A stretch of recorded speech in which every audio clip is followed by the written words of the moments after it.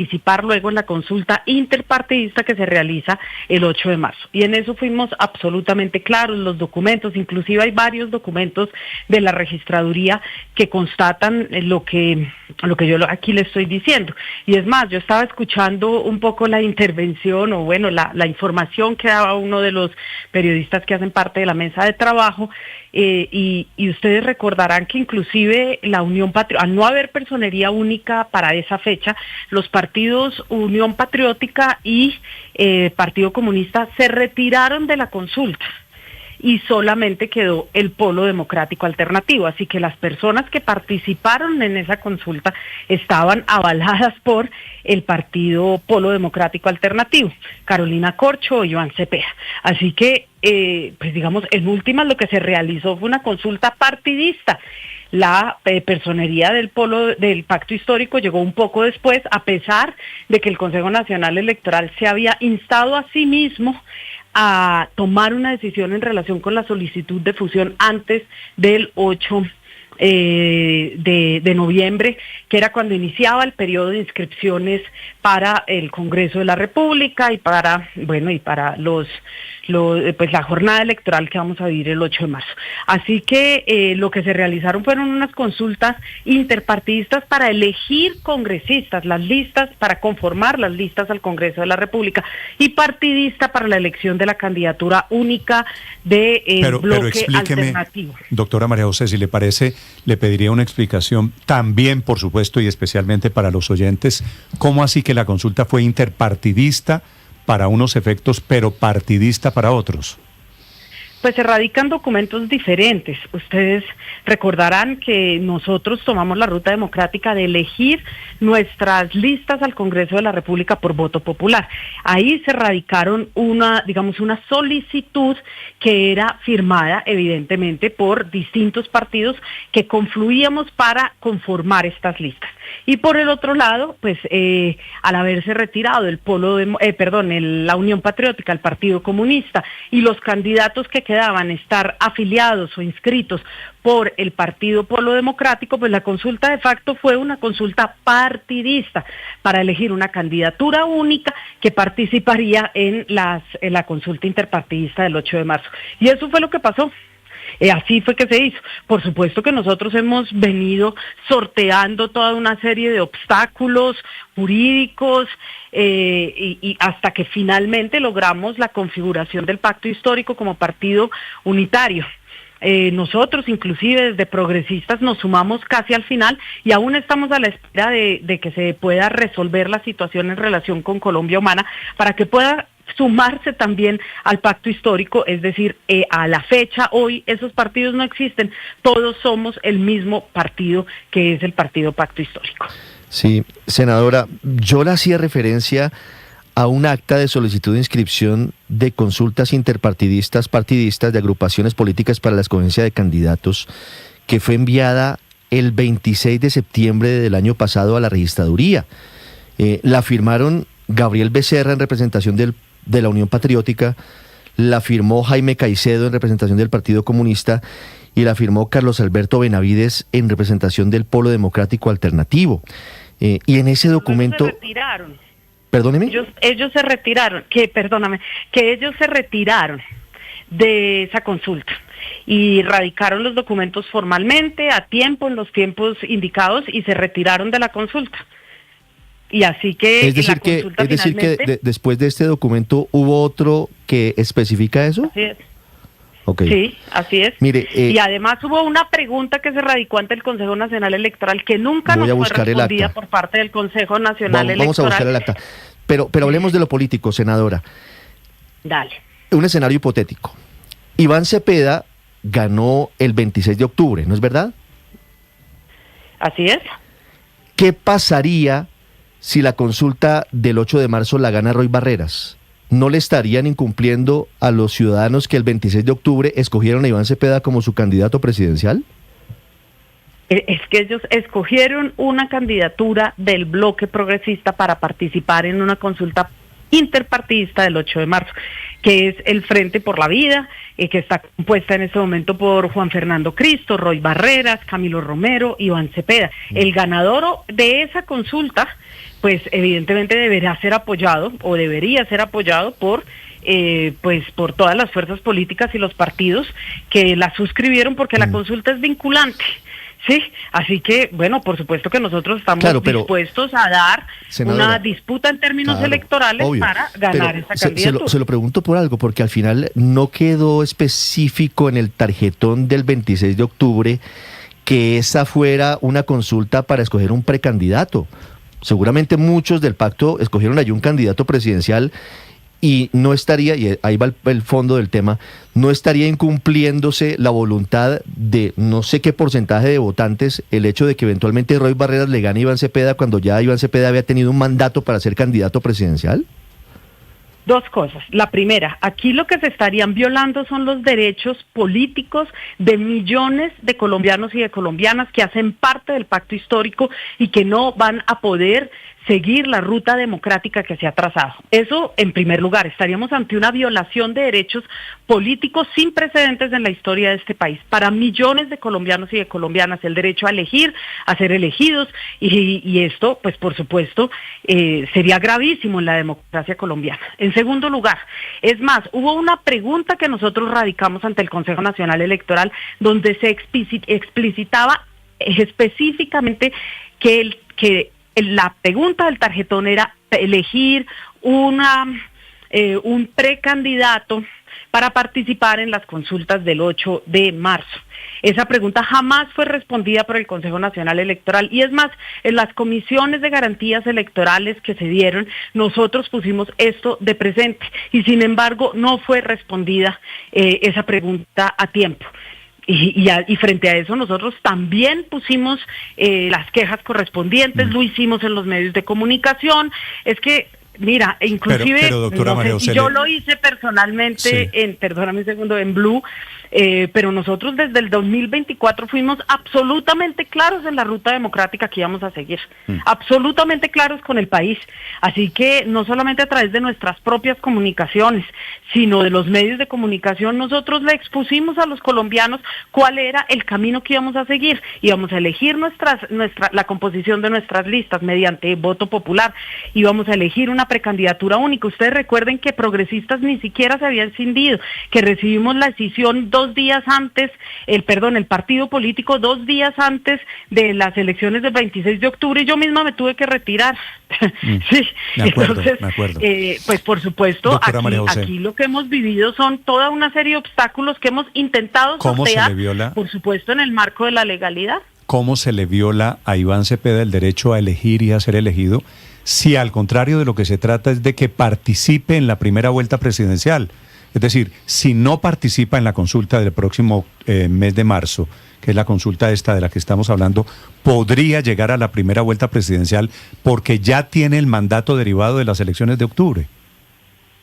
Pero nosotros trazamos como fuerzas políticas una ruta democrática. Elegir una candidatura única de los sectores progresistas que participaría con otras fuerzas democráticas, liberales, socialdemócratas en la consulta del 8 de marzo para elegir una candidatura única. Eso fue lo que nosotros, lo que le hemos dicho públicamente al país desde hace 2 años. Desde hace 2 años. Es más, ustedes recordarán que recién electos, inclusive en las discusiones alrededor de la reforma política, por ejemplo, uno de los principios que nosotros defendíamos era la posibilidad, la necesidad de que los partidos que hubiesen participado en coalición tuviesen que fusionarse, porque es lo lógico en términos de la transparencia hacia el país, de una cultura democrática y de una cultura política. Uno no se coaliga solo para sobrevivir políticamente, sino para constituir fuerzas políticas sólidas y contribuir a la democracia, y vuelvo y digo, a una formación política en nuestro país, inclusive una cultura partidaria. Y eso es lo que nosotros hemos hecho desde que nos coaligamos en el año 2022 para presentarnos y para elegir en su momento al presidente Gustavo Petro. Entonces, nosotros hemos sido absolutamente transparentes con el país, en los medios de comunicación, en las discusiones en el Congreso de la República, en los documentos que hemos radicado ante las autoridades electorales. Hemos sorteado los obstáculos, que no han sido pocos. Ustedes han sido testigos porque han cubierto todas estas noticias. Y hoy, pues básicamente, la posibilidad de que el candidato Iván Cepeda pues participe en la consulta del 8 de marzo queda en manos de opositores políticos. Sí, sí. O sea, Senadora, que la decisión, esperamos, sea jurídica y no política, sino jurídica. Senadora, ¿tienen ustedes alguna lectura de las comillas, y lo pongo en boca mía, jugadas del doctor Roy Barreras? No, yo no voy a entrar en ese tipo de vamos a decirlo, no sé, corridos, comidillas, chismes. No, nosotros estamos buscando la posibilidad de participar en una consulta en la que va a participar incluso Roy Barreras. Pues yo no me voy a meter en todos esos chismes, no me parece ético ni responsable. Ya me cuenta, Felipe, cuáles son esas jugaditas. Senadora Pizarro, quisiera hacerle una pregunta final simplemente sobre el tema de mecánica política, del tema electoral. Si el doctor Iván Cepeda va primero hoy en las encuestas, si todo el mundo da como hecho que va a ganar la primera vuelta, ¿para qué quieren ustedes meterse en la posibilidad de perder con Roy en la campaña, en las elecciones, en las primarias del próximo mes de marzo? En primer lugar, porque estamos seguros de que no perderíamos con Roy. En segundo lugar, porque nosotros estamos buscando constituir un bloque democrático en el país. Ya lo hemos dicho, un gran frente amplio, que hoy se llama Frente por la Vida, y en eso nosotros hemos sido, vuelvo y digo, transparentes, rectos, hemos defendido las posiciones políticas en torno a lo que buscamos construir para el país en términos democráticos. Entonces no tenemos ningún temor de participar en una consulta interpartidista. Sabemos que contamos con la fuerza política necesaria para poder ganar la consulta, así como sabemos que podemos ganar la primera vuelta. Entonces, lo que nosotros estamos es trabajando por fortalecer un bloque progresista en el país que pueda entregarle a Colombia la posibilidad de elegir entre unas fuerzas políticas cada vez más reaccionarias y, por supuesto, un bloque progresista y democrático. Y en esas conversaciones estamos con todos aquellos que defiendan la democracia, el Estado social de derecho y la posibilidad de que Colombia sea cada vez más profundamente democrática. Y ese es el camino que hemos elegido, en eso estamos. Vale. Es la senadora María José Pizarro, es la jefe del debate de la campaña del doctor Iván Cepeda. Doctora senadora Pizarro, gracias por acompañarnos esta mañana. Le deseo una feliz semana. Igualmente para ustedes, un gran abrazo. Gracias a usted, muy amable. El titular, Néstor, para mí el titular de la entrevista es esta última respuesta. Dice, estamos seguros de que no perderíamos contra Roy Barreras, dice la jefa de campaña de Iván Cepeda. Felipe, su pregunta de Roy Barreras, ¿a qué jugaditas, a qué movidas se refiere usted? Néstor, a Roy Barreras hay que leerlo al revés. Él en sus redes está diciendo que no lo pueden dejar por fuera el doctor Cepeda, que tal y tal, pero lo que quiere Roy Barreras claramente es quedarse con los votos de la izquierda y de la centroizquierda. Pero usted no le quepa la menor duda. ¿Usted cree que hay alguna posibilidad de que esa consulta la gane Roy? Hombre, si no está Cepeda, sí. No, pues es que obvio que es el que gana. Claro que si no hay partido, pues gana el que va. Gana por W, entre otras cosas. Y Roy quiere Pues que no le esté Cepeda. Felipe, gana por W. Si no está Cepeda, pues le gana Juan Fernando Cristo y le gana sin a duda, Camilo Romero. No, pues se los lleva por delante a todos. Pero a mí en la hipótesis de Felipe solamente me llama la atención una cosa. Y es que el magistrado Álvaro Echeverry, que es muy cercano a Roy Barreras, está apoyando con las otras dos magistradas petristas la posibilidad de que Iván Cepeda participe en la consulta. ¿Y eso qué le dice a usted? Pues me dice que Roy Barreras no estaría jugando a dos manos como algunos han dicho, sino pero que ¿quién está detrás del doctor Farfán? Pero es que con la recusación, pero esa recusación no va a prosperar, Felipe. Eso no va a prosperar. Le anticipo que pero lo van a negar. Pero es que digamos, la hipótesis de Felipe, pues es una hipótesis casi que obvia. Felipe dice, es que Roy está queriéndose quedar con los votos del centro izquierda y de la izquierda. Pues sí, eso ha dicho hace como 2 años en todas partes, y por eso está compitiendo en la consulta, para quedarse con los votos de la izquierda y la centro izquierda. O sea, es como una obviedad la afirmación de Felipe. Y en cambio no le sirve que inhabiliten con una trapisonda jurídica al Iván Cepeda, porque entonces ahí se dividiría. Trapisonda es interpretar la ley de una manera indebida para producir un resultado que no es el que está previsto en la ley. Eso se llama trapisonda, digamos, en el lenguaje coloquial jurídico.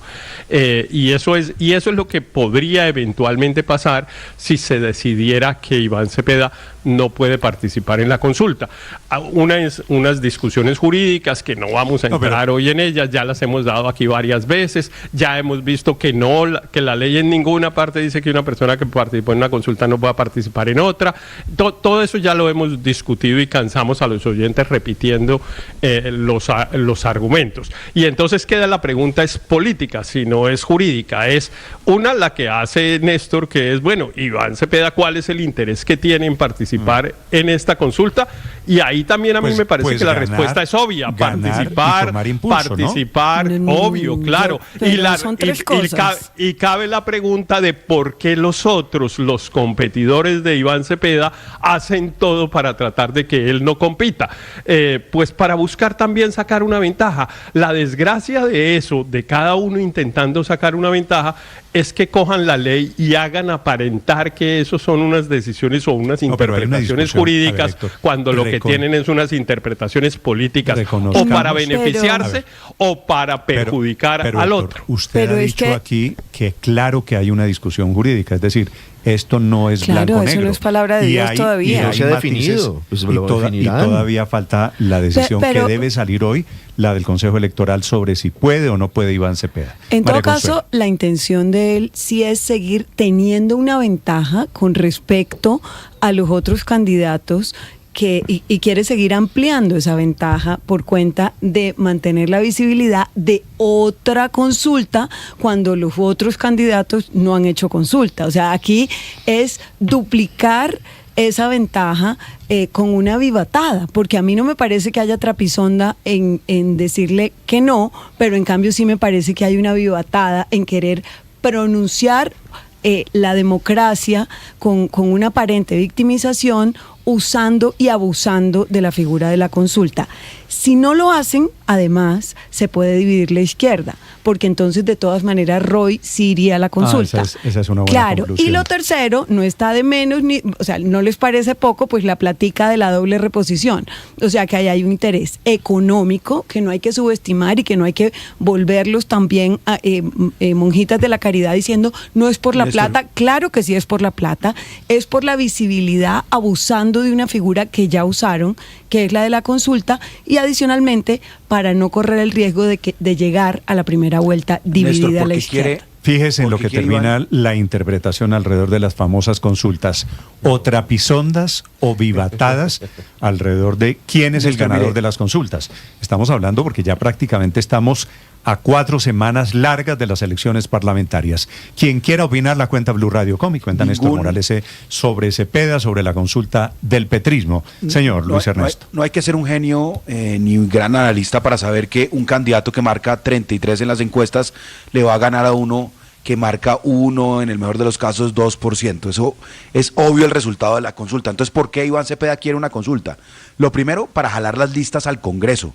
Recuerde que ellos llevan listas cerradas y por eso es tan importante. La gente va a votar por Petro. La gente va a votar por Petro y por ende por el pacto, por sus listas, por el candidato del pacto. Entonces, tener un candidato fuerte del pacto es importante. Lo segundo, porque claro que tiene una intención de crear algo más amplio que la izquierda, de llegar más allá. Por eso el esfuerzo por traer a Juan Fernando Cristo, a figuras que vengan de un sector liberal, de un sector distinto a la izquierda tradicional, es parte del propósito. Pero no lo necesita para llegar a segunda vuelta, lo necesita es para movilizar y crear hechos políticos. ¿Usted cree que Cepeda, Luis Ernesto, le va a dar una paliza de ese tamaño a Roy? Sí, pues claro que sí, pero ¿sabe qué es lo más importante? Lo que no puede hacer Cepeda y por lo cual insisten tanto estar en el tarjetón. Yo no estoy tan seguro. Le sugiero y me una podrá cosa. llamar ingenuo, pero las elecciones de marzo son las elecciones de Congreso, elecciones Entonces, de maquinaria, y yo no ¿será que vería todas tan segura una victoria tan holgada ¿Será de que Iván todas Cepeda. pero será que todas las encuestas entonces están absolutamente locas? Yo no estoy diciendo, pero, o sea, si al final la diferencia no es de 30 puntos como sería hoy, sino de 20, igual es una paluiza monumental, pero yo no veo ningún escenario donde solo Roy le Cepeda digo, le pueda no ganar a Iván Cepeda. Yo pago por ver, Roy, yo espero. Roy Barreras le pueda ganar a Iván Cepeda. Yo espero. Pero mire, Néstor, yo no sé si la Roy razón le va más a ganar a importante... Iván Cepeda. Lo que sé es que Roy se está moviendo y que Roy Claro, es un tipo como supremamente siempre se ha movido. hábil. Pero Néstor, mire, lo más importante para Iván Cepeda y para el pacto histórico es estar en el tarjetón. Si no están en el tarjetón y terminan, por ejemplo, haciendo una consulta a Sergio Fajardo, Mauricio Armitage, que ayer anunció que insiste en que se haga una consulta, pues termina entonces la consulta del centro que ellos siempre han querido atajar creciendo, y queda la consulta del pacto pues reducida a 3 figuras que marcan hoy mucho menos en las encuestas. Es que usted coge las últimas encuestas, Sergio Fajardo, Claudia López, que no van muy bien, pero marcan muchísimo más que Roy Barreras, Juan Fernando Cristo, Camilo Romero. Entonces, pues si no participa Iván Cepeda, el resultado de las consultas puede rebarajar el mapa político. Estas consultas se volvieron la cuota inicial de la campaña presidencial y se están jugando así, como si fuesen unas elecciones primarias. Señor Álvaro. Cepeda quiere estar en la consulta pues para ampliar la base política, pero sobre todo porque Petro quiere ampliar la base política. Él lo ha dicho siempre, así ganó, y así lo ha dicho desde el principio. El ministro Benedetti representa eso.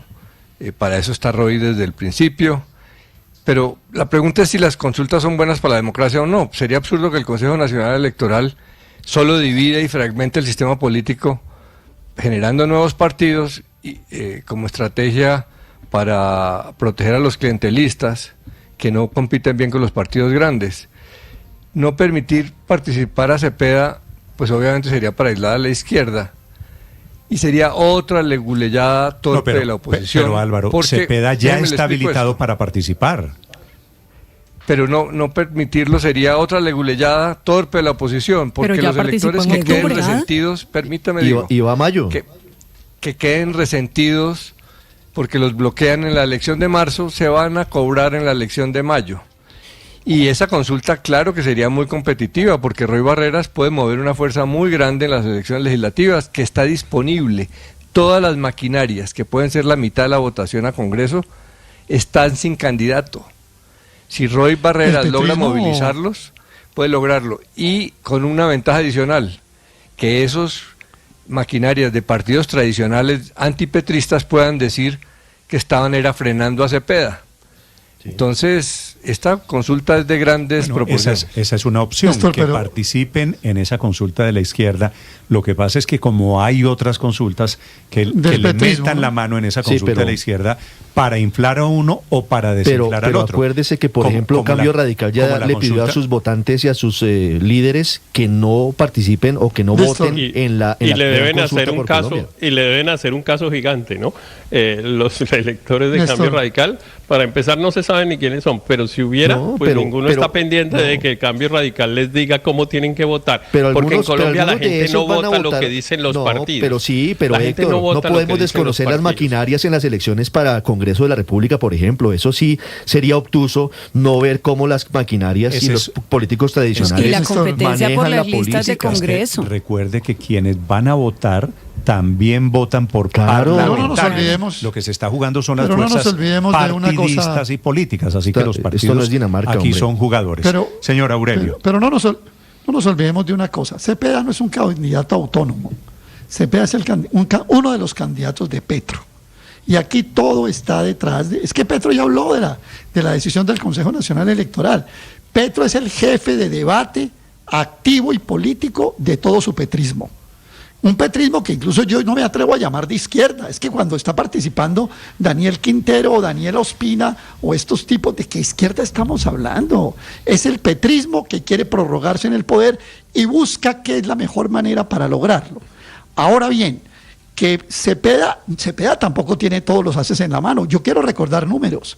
¿Cuántos votos sacó Cepeda en la consulta de octubre? Sacó 1.522.000 votos. Eso no es nada. Le sume los 600 de Carolina Corcho, los 143 de Quintero y a duras penas llegaron a 2.300.000. ¿Cuánto le va a agregar Cristo? ¿Cuánto le va a agregar Barreras? ¿Cuánto le va a agregar? Bueno, Barreras se las trae, ¿no? Por ejemplo, se ganó el respaldo de una petrista furibunda como Marta Peralta, la candidata esa de La Guajira senadora, que está con Roy Barreras. Roy está recogiendo también su cauda. En eso no podemos, digamos, yo en eso comparto de que Barreras no es ciego, ni es manco, ni es cojo. Está en esto en política y sabe cómo es. Entonces, a propósito Néstor, de las maquinarias. Perdón, Luis Ernesto. Se trata de qué es lo que le conviene a Petro. Y eso es lo que está pensando Pizarro, y eso es lo que está pensando Cepeda, y una parte del corazón de Roy Barreras. Y a Petro le sirve presentar un petrismo unificado en marzo que saque de 4 o 5 millones de votos. De eso se trata. Entonces aquí no vengamos a decir de manera ingenua que es que la oposición, no, sí, la oposición se opone, pero estos también tienen Aurelio, su proyecto. le hago aquí hay una de lado y precisión. lado, ¿no? La esposa de Daniel Quintero no se llama Daniela Ospina, se llama Diana Osorio. Sí. No le cogió ni perdón, qué pena. ni el Qué nombre pena, ni el apellido. Disculpe, es que en medio de tanto nombre y tanta cosa se me confunde, pero sí, de Diana tanto Osorio candidato. no Se tiene, le cruzan es los que ahí cables. no, Daniela Ospina es la hermana de nuestro perdóneme, arquero, la ex esposa de James. Sí, claro, me confundí con la esposa, con la hermana de David Ospina, sí, tiene toda la razón, Luis Hecha Ernesto. esa precisión, le iba a decir, acuérdese que es que los políticos están en campaña y los políticos están encampañados intentando defender sus intereses, sus cuotas, sus casillas, porque es día de elecciones Y parlamentarias. van a prestar Néstor, sus pero mire, votos algunos para unas a propósito u de las otros, para las maquinarias. consultas. Néstor, las maquinarias que tanto mencionan ustedes, son las mismas maquinarias de Germán Vargas Lleras, que iba a ser presidente prácticamente en primera vuelta porque había recogido 5 millones de votos y todos los partidos votaban con ellos. La realidad es otra, la realidad es que hoy la campaña presidencial tiene dos grandes maquinarias, son Gustavo Petro y Álvaro Uribe. El que diga Petro, pues ya lo dijo, se llama Iván Cepeda, no dijo Roy Barreras, dijo Iván Cepeda. De acuerdo. Y el que Estoy de diga acuerdo Uribe con usted. está por verse, ya se llama Paloma y vamos a ver si gana la consulta, que es lo más probable. Estoy de acuerdo con usted. Sí, Están gravitando dos fuerzas, dos líderes políticos que Aurelio. son los que mandan en Colombia. En una esquina, Gustavo Petro, en la otra, Álvaro Uribe. 7 de la mañana, 27 Pero minutos. Aurelio se equivocó en el nombre de Diana, invocando a Daniela, a la ex de James, tal vez porque estamos diciendo cosas que dirían Farid Mondragón, nuestro gran arquero de la Selección Colombia y del Deportivo Cali, pues porque son cosas obvias, como es que eso es lo que le interesa a Petro y no nos equivoquemos, aquí es el petrismo, claro que es el petrismo, y eso qué revelación es, absolutamente ninguna, pero la siguiente frase todavía es más obvia, que es, y están haciendo todo para ganar. Claro, todos están haciendo todos para ganar, como cualquiera que competimos en cualquier cosa, pues hacemos para ganar. No, y es obvio que y la están buscando un platica, y camino. la platica, no se olviden de la platica. Y están claro, la platica que se la van a ganar todos, María Consuelo. Pero ellos ya se la ganaron, ¿no? Y no Iván se la van a Cepeda ya se la ganar. ganó. El único que va a ganar doble Cepeda. Cepeda. Claro. El único que va a ganar doble Cepeda. ¿No? Doble platica. Pero es que lo que pasa, perdóneme, pues sí, soy Farid Mondragón, me disculpan, hoy metimos a los arqueros todos de la Selección Colombia en esta discusión, pero es que la verdad es que aquí se quiere presentar a Barreras como algo distinto a Cepeda y todos diferentes de Petro. No, la cosa no es tan obvia.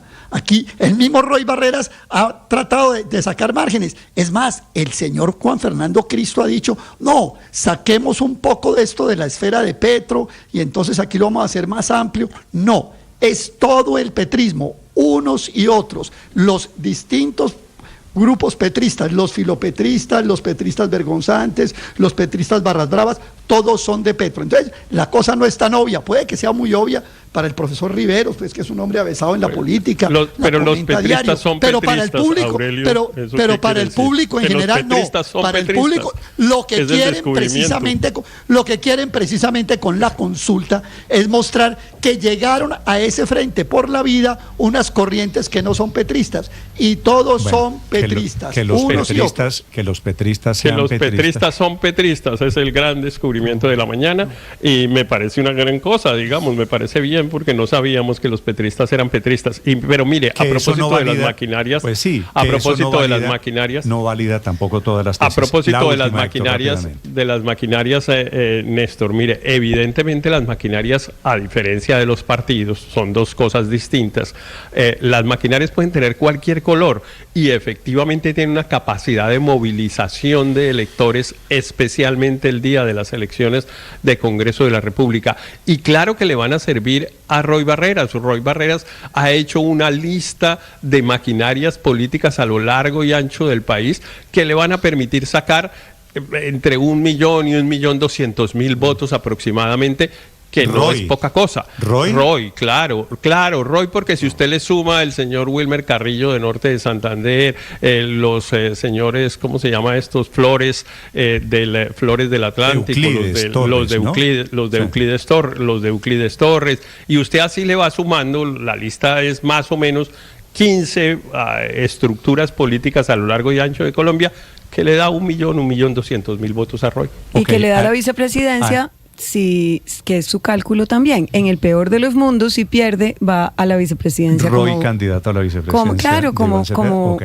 Como Francia Márquez. 7 de la mañana, 30 minutos. Así que comienzan las apuestas. Estamos a un mes de las consultas y de las parlamentarias en Mañanas Blue. Estás escuchando Blue Radio.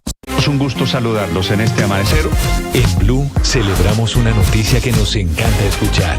Aquí seguimos conectados con ustedes. Somos de nuevo la emisora hablada más escuchada en Colombia. Con la pizca humor para nuestra dura realidad. Seguimos conectando con millones de ustedes todos los días. ¡Bravo! Gracias por hacernos la número 1. Blue, más que radio.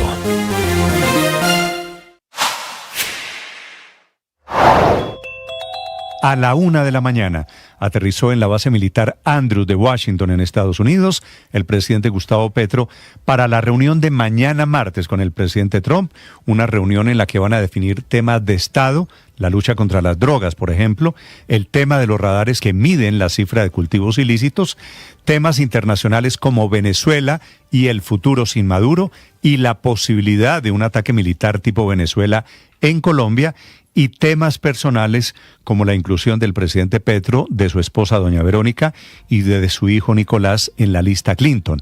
Así que va a ser una reunión sobre la cual el presidente Petro tiene centradas todas las expectativas porque va a marcar el rumbo de los 6 meses que le quedan del gobierno. Todos tenemos personas amadas que ya se han ido, que han fallecido y nos hacen falta. Sentimos su ausencia, su dolor. Necesitamos aprender 3 cosas. 1, aceptar que eso forma parte de nuestra condición humana. Por mucho dolor, por mucho sinsentido, es humano. Lo humano fenece. 2, aprender a dar gracias. Aprender a reconocer todo lo que esas personas fueron para nosotros. Sus palabras, sus actitudes, sus acciones, sus regalos, sus dones, todo lo que nos dieron. Y recordarlos y... El padre Alberto Linero es periodista y también está en Mañanas Blue. 7 de la mañana, 33 minutos. La simplificación de la realidad nos ha hecho creer que siempre hay solo 2 bandos y que necesariamente tengo que estar en uno contra el otro. Es una consecuencia, creo yo, en mi visión filosófica, de la comprensión aristotélica de la realidad. Y no, la realidad es compleja. No cabe en esos únicos extremos. No es cierto que cuando no estoy contigo, estoy contra ti. A veces hay momentos en que ni estoy contigo, ni estoy contra ti. Tengo que decir que la lógica aristotélica tan valiosa para ordenar el pensamiento, nos enseñó a mirar el mundo desde el principio del tercero excluido. Algo es o no es, verdadero o falso, blanco o negro. Esa forma de pensar fue fundamental para el desarrollo de la ciencia, del derecho y del razonamiento lógico. El problema no está en Aristóteles. El problema está en haber creído que esa lógica sirve para explicar todas las experiencias humanas.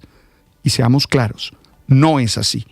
La vida no funciona como un silogismo. Las personas no son ecuaciones que se resuelven con una sola respuesta correcta. Hay situaciones donde puedo entender sin estar de acuerdo contigo, quererte sin aprobar lo que tú decides, acompañarte sin justificar tus decisiones. Eso no es incoherencia, es lo que los humanos vivimos y hacemos.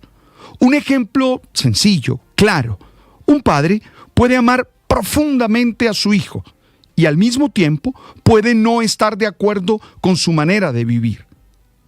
Te pregunto, ¿está a favor o en contra? No, ninguna de las dos. Está en un lugar muy complejo, en el lugar del amor, en ese amor inteligente que es capaz de poner límites.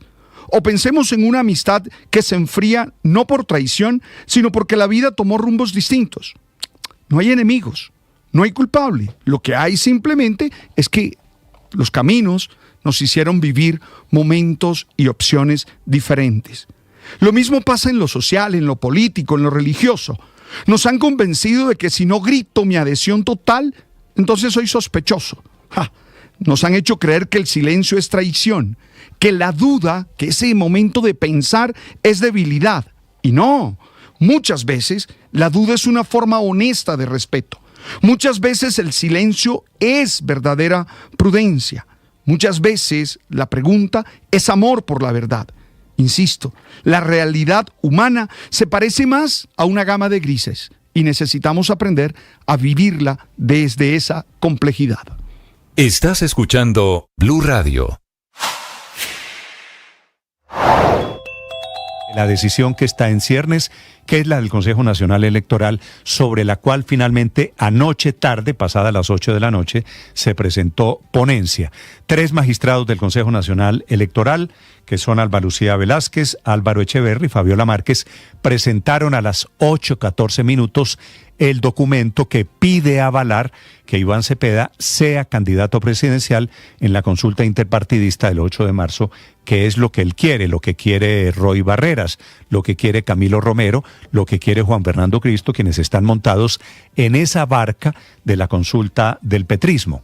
Falta ahora, Ricardo, la decisión del Consejo Electoral en pleno, que debe ser tomada rápidamente porque tienen que elaborar el tarjetón. Otra polémica alrededor de lo que pasa con la salud. El gobierno, a través del Ministerio de Salud, quiere regular y cambiar las reglas del juego de los bancos de leche materna, esos que benefician a los bebés que no pueden ser amamantados directamente por sus madres. En un borrador de decreto publicado por la cartera de Jaramillo, del ministro Guillermo Alfonso Jaramillo, no solo se organiza la donación de leche en Colombia y las reglas para los bancos de leche, sino que ahora La pasión y la afición en juego y los datos de lo último en deportes se lo presenta Mañanas Blue.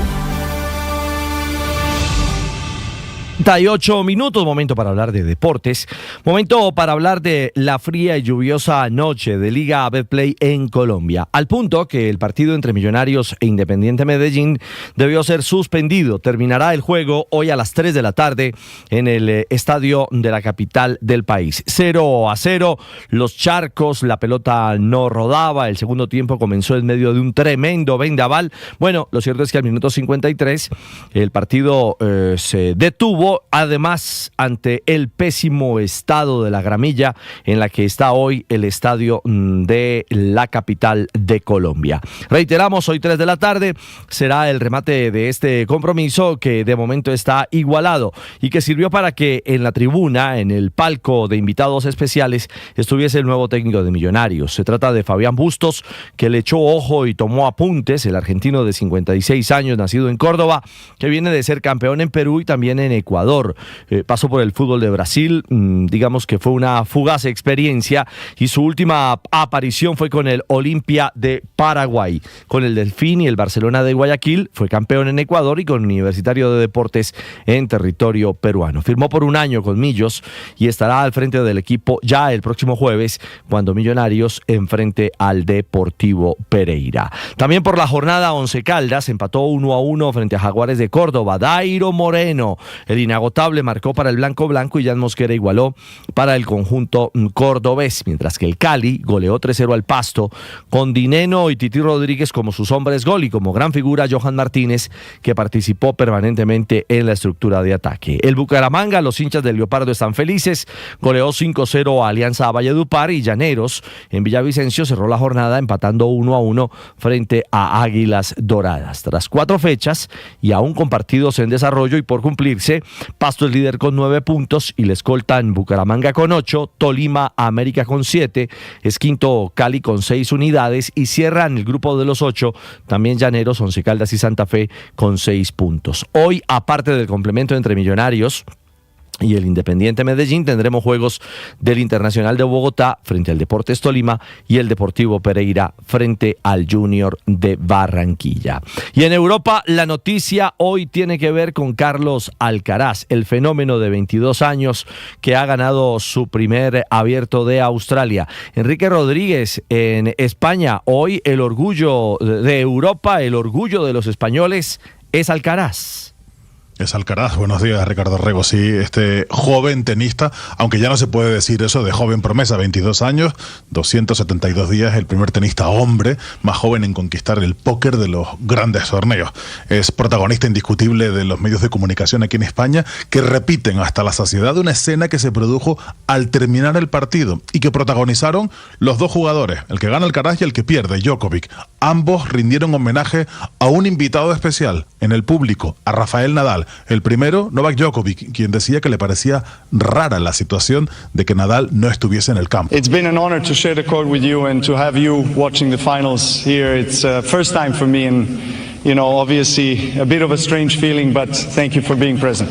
Gracias por estar presente, le decía a Rafael Nadal, al tenista español, que también tardó en ganar, como Carlos Alcaraz, 4 veces tuvo que jugar este torneo de Australia para finalmente ganarlo. Alcaraz le recordaba también, y nunca ha ocultado, que Rafael Nadal ha sido una guía para él, un faro y un auténtico ídolo. Le recordaba que la primera vez que lo vio jugar, Nadal a Alcaraz, tenía aproximadamente 14 o 15 años. Djokovic a little bit weird, you know, seeing Rafa, you know, in the stands. So it's the first, I think the first time, if I'm not wrong, professional, because I know you were watching me when I was like 14 years old. 15 o 14 años, decía que lo había visto ganar en alguna ocasión. Esta mañana el propio Alcaraz concede algunas entrevistas a varios medios de comunicación, y de la que concede el diario Marca hay 2 titulares que también resuenan esta mañana. La primera, o el primero de esos titulares, va dedicado a aquellos que decían que no iba a ser capaz. Dice que hoy los estaba esperando y que este título en parte también sirve para eso, para callar a aquellas personas que no confiaban en él y que pensaban que iba a ser una suerte de flor de un día deportiva. Y también añade en ese mismo planteamiento con el periódico Marca, el diario deportivo más escuchado, más leído, mejor dicho, aquí en España, dice que ha ganado 2 veces en Roland Garros, pero que ganar en París nunca es suficiente, Ricardo. Bueno, lo veremos. Lo cierto, Enrique, es que ya es el 7º Grand Slam para Alcaraz, 2 veces en Roland Garros a propósito, Wimbledon 2 oportunidades y el US Open también con doblete. La magia de un genio, de una nueva estrella que se convierte o va camino a convertirse en leyenda. Más adelante hablaremos del radar, del panorama de los futbolistas colombianos con Luis Suárez, que está en el top con ese golazo de tacón, los elogios en Europa, el tema Lucho Díaz, en fin, y por supuesto la NBA, que ya tiene a sus estelares elegidos para el Juego de las Estrellas, que será en Los Ángeles el 15 de febrero. 7:43, los deportes a esta hora en Mañanas Blue. Estás escuchando Blue Radio. Bienvenidos, un gusto saludarlos. Buenos días, oyentes. Con ganas iniciamos nuestro día. Mañanas Blue con Néstor Morales es de nuevo el programa más escuchado en Colombia. Es una buena noticia. ¡Qué delicia! Más personas despertando con Blue. Seguimos acompañándolos en Mañanas Blue. Más razones para darles las gracias por hacernos la número 1. Blue, más que radio. Te deseo lo mejor a ti. Gracias por estar allí. Gracias por compartir con nosotros este momento tan especial. Abre tu corazón y da gracias por ti mismo, por ti misma, y comprométete a ser más feliz. Llegó al 94% el escrutinio de los votos de ayer en las elecciones presidenciales de Costa Rica, en donde se mantiene la derecha en el poder. Ganó Laura Fernández, su partido El Pueblo Soberano. Ella que promete mano dura contra el crimen en Costa Rica. Este es un poquito del efecto Bukele en toda América Latina. Costa Rica está consolidando su giro a la derecha, con ella que era la candidata no solo oficialista del presidente de Costa Rica, sino que era también la candidata de Estados Unidos. Desde San José de Costa Rica esta mañana, Sebastián Durango. Néstor, buenos días. Costa Rica vivió una jornada electoral histórica. Unos 3,7 millones de ciudadanos salieron a las urnas y eligieron al sucesor del presidente Rodrigo Chávez. Esta victoria la obtuvo la politóloga Laura Fernández del partido Pueblo Soberano para un periodo de 4 años. Durante su campaña reiteró que su mandato será la continuidad del actual presidente. Costa Rica ha votado y ha optado por la continuidad del cambio.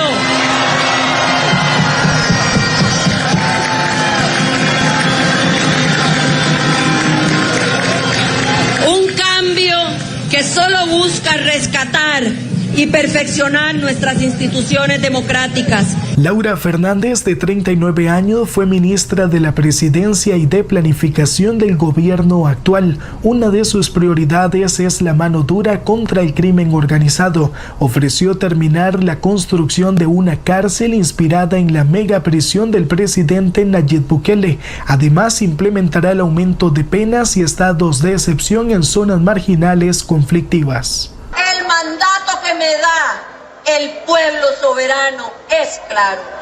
El cambio será profundo e irreversible. La ilusión es enorme y gigantesco.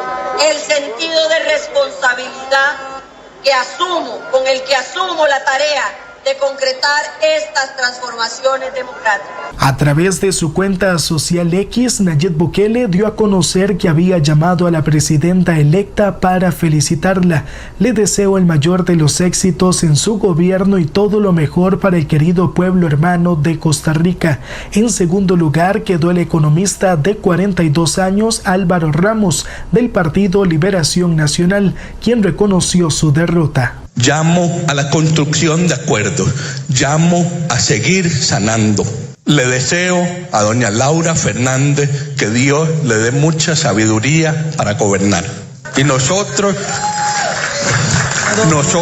la respaldaremos cuando sus decisiones sean en bien del país. Néstor, para estas elecciones se inscribieron 20 candidatos presidenciales y 1.207 aspirantes a los 57 escaños de diputados. La presidenta electa espera reformar la Constitución y los poderes del Estado. Desde San José, Sebastián Durango, Blue Radio. Sebastián, gracias. Ya se está armando un bloque grande de países de derecha, al lado de Argentina, de El Salvador, por supuesto, está Costa Rica, Ecuador, Milei de Argentina y el presidente Kast de Chile, que llega dentro de pocas semanas. A propósito de lo cual les informaré, Chile está anunciando esta mañana que postula a quien fue presidenta, Michelle Bachelet, como la candidata de América Latina para la Secretaría General de Naciones Unidas. César Moreno. Hola Néstor, muy buenos días. Sí, ya es oficial ese secreto a voces, Néstor. La expresidenta chilena Michelle Bachelet ya fue oficialmente inscrita por Chile como candidata al puesto de secretaria general de las Naciones Unidas, con el apoyo hasta ahora y en público de México y de Brasil. El anuncio lo hizo así el presidente saliente, Gabriel Boric, desde el Palacio de la Moneda. Como primera directora ejecutiva de ONU Mujeres, como alta comisionada de las Naciones Unidas para los Derechos Humanos y servidora pública a nivel internacional, dan cuenta de una experiencia política y humana que le permite ofrecer un aporte serio y sustantivo al trabajo de Naciones Unidas en el momento en que el mundo necesita de más cooperación, más confianza y más responsabilidad compartida. Michelle Bachelet, recordemos Néstor, tiene 73 años, es pediatra de profesión, es la única mujer en llegar a la presidencia en Chile, lo hizo en 2 ocasiones, en los periodos del 2006 al 2010 y luego del 2014 al 2018. Fue nombrada, como le decía Boris, directora ejecutiva de ONU Mujeres y luego alta comisionada de la ONU para los Derechos Humanos. Bachelet agradeció, ella estaba ahí al lado de Boris, ese respaldo del gobierno chileno. Me siento muy honrada de ser candidata a la Secretaría General no solo de Chile, sino también de Brasil y de México. Agradezco el respaldo a esta candidatura de Estado y asumo la tremenda responsabilidad que significa. Además, me parece muy importante destacar lo que significa que esta candidatura sea inscrita por 3 países, porque refleja un compromiso compartido y renueva la esperanza de que podamos trabajar juntos por objetivos comunes. Es también una señal de la importancia que tiene la Organización para América Latina y para el mundo. Bachelet es una de las candidatas para reemplazar al portugués Antonio Guterres, quien concluye su segundo periodo el 31 de diciembre de este año. Según una práctica que no está reglamentada allí en la ONU y que no siempre se cumple, es algo que se charla, mejor dicho, ahí en los pasillos y no está escrito, la Secretaría General se va turnando entre regiones. Esta vez le tocaría a América Latina y hay acuerdo en que debería ser mujer, pero repetimos, no es una regla. En 80 años, recordemos, ninguna mujer ha ocupado el máximo cargo de la ONU y apenas se registra un representante de América Latina. Eso fue para allá en 1982, el diplomático peruano Javier Pérez de Cuellar. Bachelet, ¿con quién va a competir por este cargo, Néstor y oyentes de Blue? La costarricense Rebecca Greenspan, ella es actualmente secretaria general de la Conferencia de la ONU sobre Comercio y Desarrollo. Alicia Bárcena, secretaria de Medio Ambiente de México. Mia Mottley, primera ministra de Barbados, y el argentino Rafael Grossi, quien es actualmente el director del Organismo Internacional de Energía Atómica. Pero esto también tiene aquí ya un tema político de izquierda y de derecha, porque hay algunas dudas sobre este respaldo del presidente electo de José Antonio Kast, el chileno, a la candidatura de Bachelet para esa Secretaría General de las Naciones Unidas. Él se refirió sobre este asunto el ministro del Interior Álvaro Elizalde en una vocería concedida junto al canciller Alberto Van Claveren y la ministra vocera del gobierno Camila Vallejo. Se trata de un asunto que el futuro mandatario José Antonio Kast dejó a la incertidumbre, porque si él bien se reunió con la expresidenta Bachelet poco después de su triunfo en la elección presidencial, ahí mismo él advirtió que no va a dar una decisión final sino hasta el 11 de marzo, cuando él ya tome entonces posesión como nuevo presidente de Chile, Néstor. Cuando terminé mi trabajo. Escanea este código y suscríbete a nuestro canal de YouTube, @Blue Radio Co. Y disfruta y participa de la programación de Blue Radio. Blue Radio, le ponemos cara a la radio. Blue Radio, la alternativa. Es un gusto saludarlos en este amanecer. En Blue celebramos una noticia que nos encanta escuchar. Aquí seguimos conectados con ustedes. Somos de nuevo la emisora hablada más escuchada en Colombia. Con la pizca de humor para nuestra dura realidad. Seguimos conectando con millones de ustedes todos los días. ¡Bravo! Gracias por hacernos la número 1. Blue, más que radio. De la mañana, 52 minutos. Esta mañana, Felipe, comenzamos con una tormenta gigante para quienes usan las aplicaciones de transporte en Colombia, sí. Uber o Didi o Cabify, por cuenta de un proyecto del gobierno presentado a través del Ministerio de Transporte que redefine el uso de estas aplicaciones y que castiga a los usuarios, a las aplicaciones y a los intermediarios de esas aplicaciones, quienes toman transporte por Uber. Solamente, Felipe, para tener un ejemplo, van a ver cómo habrá sanciones masivas, según el proyecto del gobierno, que castigaría notablemente el uso de estas aplicaciones.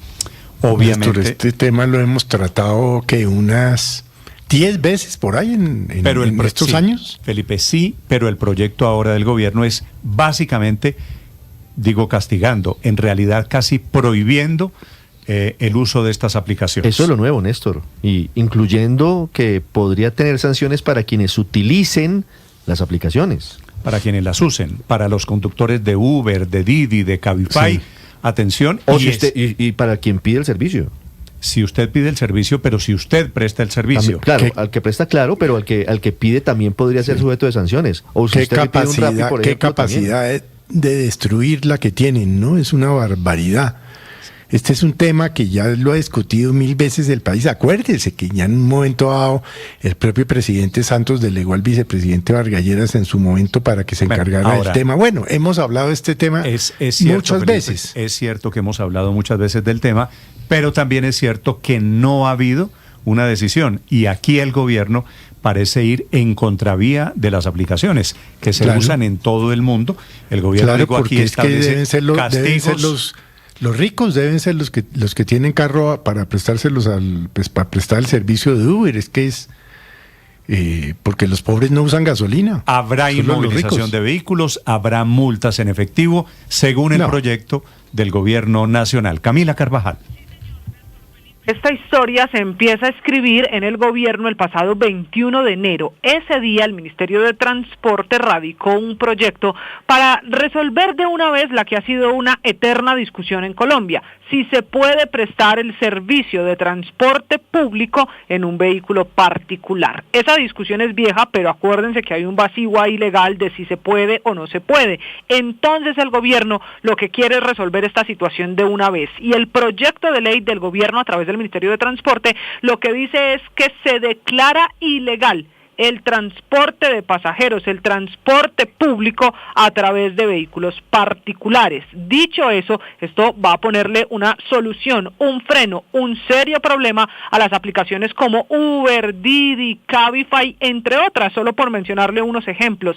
¿Qué dice el proyecto de ley? Pues dice que ese transporte, al ser en vehículos particulares, es ilegal y por lo tanto, a partir de ese proyecto de ley, quienes lo usen como un servicio de transporte público podrían tener sanciones, unas multas.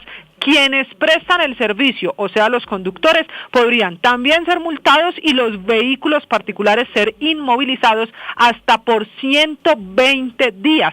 Tantas son las sanciones y multas que el proyecto incluso contempla sancionar a conjuntos residenciales o empresas que permitan que ese servicio se preste, por ejemplo, que se parqueen y estén cerca a la hora de prestar un servicio de transporte en vehículos particulares. Este proyecto de ley tiene 71 páginas y es lo que provoca esta mañana el comunicado que emite Uber, que está acompañado de la advertencia que hace Alianza IN, que es esta asociación de las aplicaciones, diciendo que aquí va a haber una afectación a la manera como los colombianos se mueven hoy en el país. Néstor, un dato: en 2025 en estas aplicaciones había 1.2 millones de cuentas, es decir, 1.2 millones de cuentas inscritas para personas que prestaban el servicio y 21 millones de cuentas de colombianos que en algún momento han usado Uber, Didi o Cabify. El proyecto ya está radicado, comienza la discusión en el Congreso de la República, mientras las aplicaciones se quejan todas diciendo que esto le está poniendo serios problemas al transporte de los colombianos. Déjeme hacer una última claridad. ¿Qué pasa con Rappi? Nos están preguntando en redes sociales.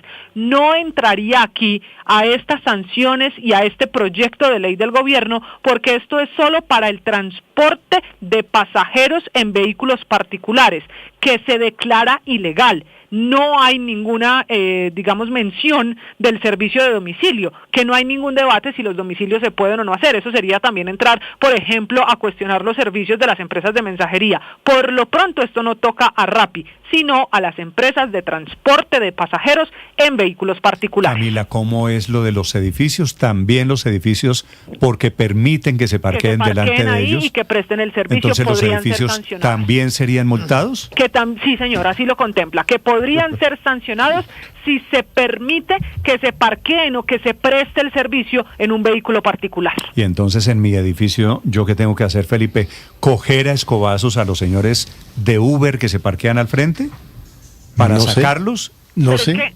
No, y no solo eso, Felipe, Néstor, no se les olvide que esta no es la primera vez del gobierno en este tema. Aquí, buscando un poquito en los archivos de la Superintendencia de Industria y Comercio, había dicho algo similar a este proyecto de ley en mayo de 2024, cuando habría investigaciones a estas empresas alegando que es un transporte ilegal y que las sanciones eran para el que presta el servicio, pero también el que usa el servicio, y en el proyecto de ley pues llegan incluso a conjuntos residenciales. Es que esto es un poquito insólito, Felipe, le digo, porque van a poner a los porteros de los edificios Imagínese. O a mí que habito que yo que vivo en un edificio. Es decir, yo tengo a alguien en mi casa de policía que de pide un tránsito, Uber. Felipe. Imagínese la tontería. Entonces yo tengo que salir a decirle a la gente que se parquea delante de mi edificio, aquí no se pueden parquear. Y cuando yo esté parqueado ¿Por qué? y usted me dice eso, ¿yo qué le contesto? Yo le digo, la calle es libre, yo me parqueo donde yo quiera. ¿Usted qué me dice? Nos agarramos, padre. Nos Por agarramos Dios. y esto va a terminar en grescas. Pero el punto de Felipe es bueno, porque si yo soy el portero del edificio y algún propietario del edificio pide un Uber y sale a tomar el ¿Lo Uber, sapeo? al Uber en la recepción, ¿qué hace el portero? Sapea al copropietario y, A ver, pero y lo Víctor, sanciona. Pero Víctor, una más. Complejo de aplicar. Todas estas personas, el señor dueño del edificio, el señor que pide el Uber, digo Uber en el sentido genérico. Una aplicación. Lo que sea. Y si lo que pide es un taxi a través de la aplicación. Yo pago impuestos. El taxista que usa la aplicación paga impuestos. Uber paga impuestos. Sí. Y entonces, ¿qué le van a decir, señor? ¿Usted es ilegal, pero le cobramos impuestos? Bueno, No, aunque aquí hemos hablado muchas veces que hay más cargas para los taxistas que para la eterna discusión, que para los que prestan servicios particulares. Eso no es lo que estoy diciendo. A través de Haya más plataformas. cargas o no, todos pagan impuestos. Pero Néstor, finalmente todos, tanto los taxis como los Uber y tal, finalmente, después de muchas discusiones y de muchos años y de muchos intentos, se pusieron de acuerdo. Es decir, hoy usted tiene Tapsi, tiene no sé, se pusieron de acuerdo, no están ya peleando entre ellos.